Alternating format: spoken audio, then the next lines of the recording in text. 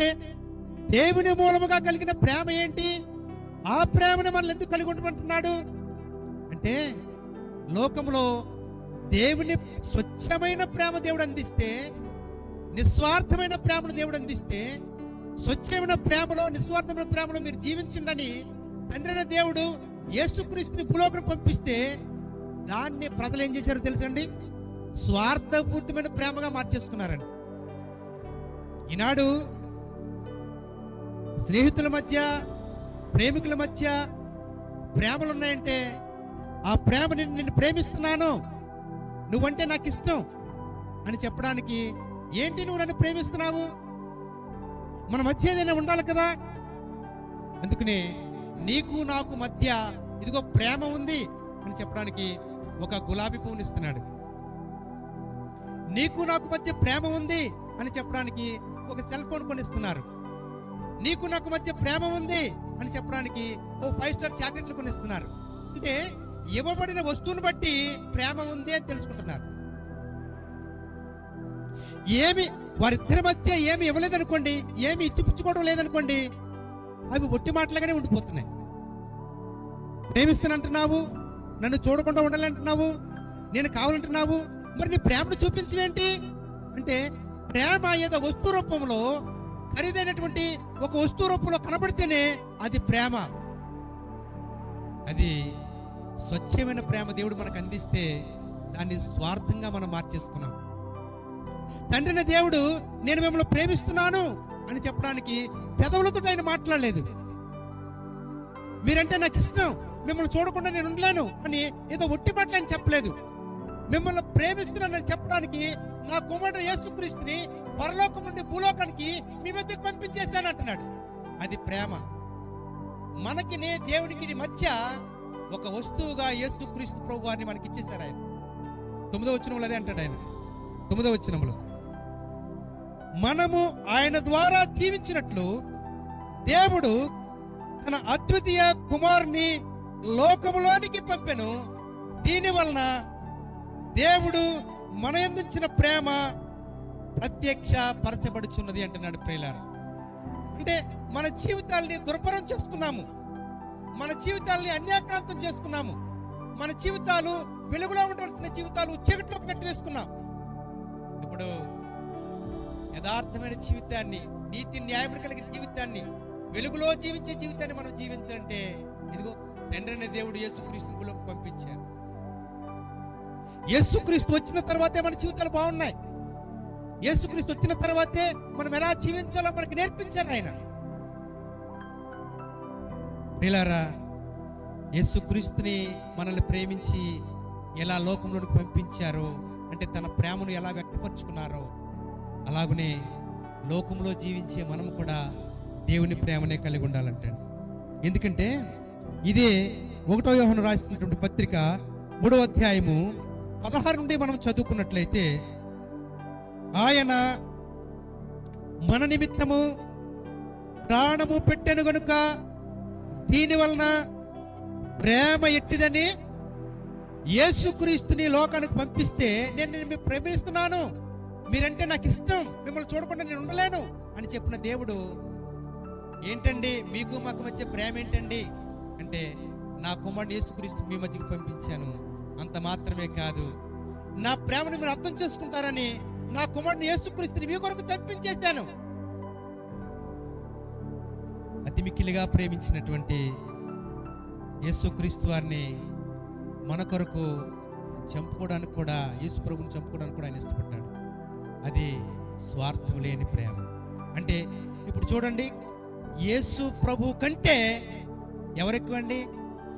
మనమే ఎక్కువ. యేసు ప్రభు కంటే మనమే ఎక్కువ. మనం ఎక్కువ కాబట్టి యేసుక్రీస్తు చనిపోతున్న ఆయన చూచాడు, మనల్ని కావాలనుకున్నాడు. ఆయన మనల్ని కావాలనుకున్నాడు. ఇప్పుడు తండ్రి మాట విన్నటువంటి ప్రభు అయినటువంటి యేసుక్రీస్తు పరలోకం భూలోకం వచ్చి, ఇదిగో నేను కూడా ప్రేమ చూపించాలి అంటే చివరికి నా ప్రాణం పెట్టైనా మిమ్మల్ని ప్రేమిస్తానని చెప్పాడు యేసుక్రీస్తు వారు. స్వార్థం లేని ప్రేమ.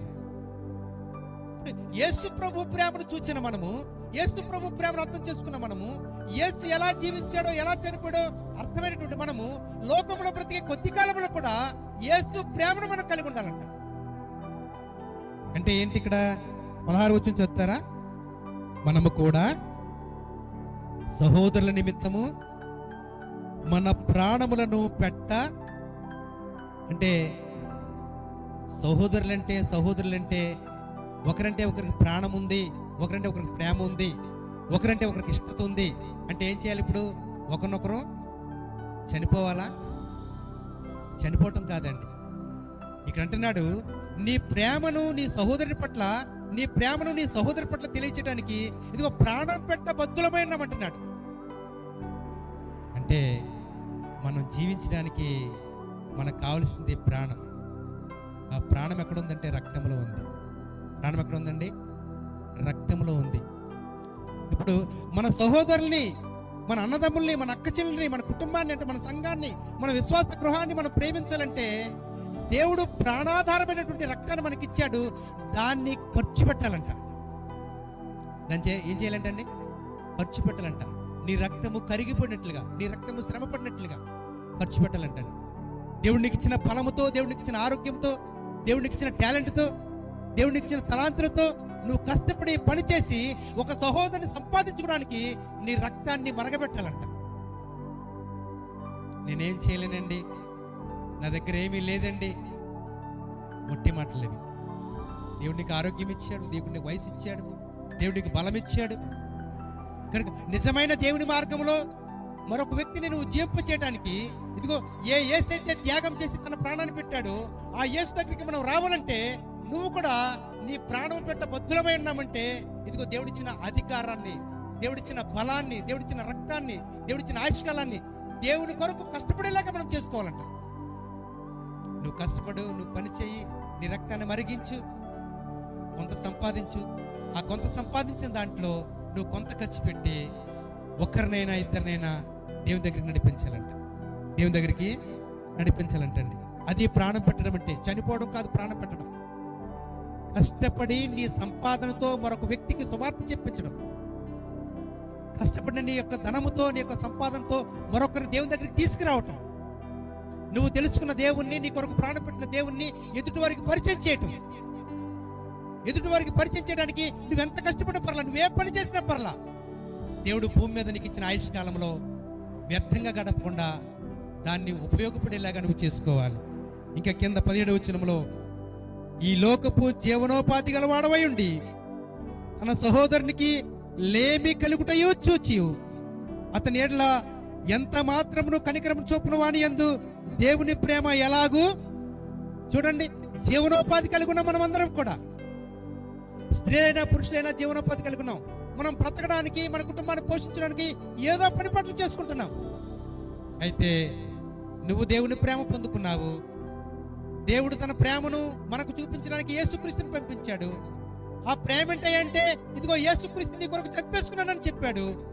ఆ ప్రేమ మనకు అర్థమైతే లోకంలో జీవిస్తున్న మనము మన మధ్య, మన కుటుంబాల మధ్య, మన వీధిలోను, మనకు కావలసిన వారు, మనకు తెలిసిన వారు, మన సంఘంలోను ఎవరన్నా ఆపద కలిగి, కష్టం కలిగి మన చేతి సహాయాన్ని కోరుకున్నట్లయితే తప్పకుండా చేయటానికి వెనకాడకుండా ఉండాలంట. వెనకాడకుండా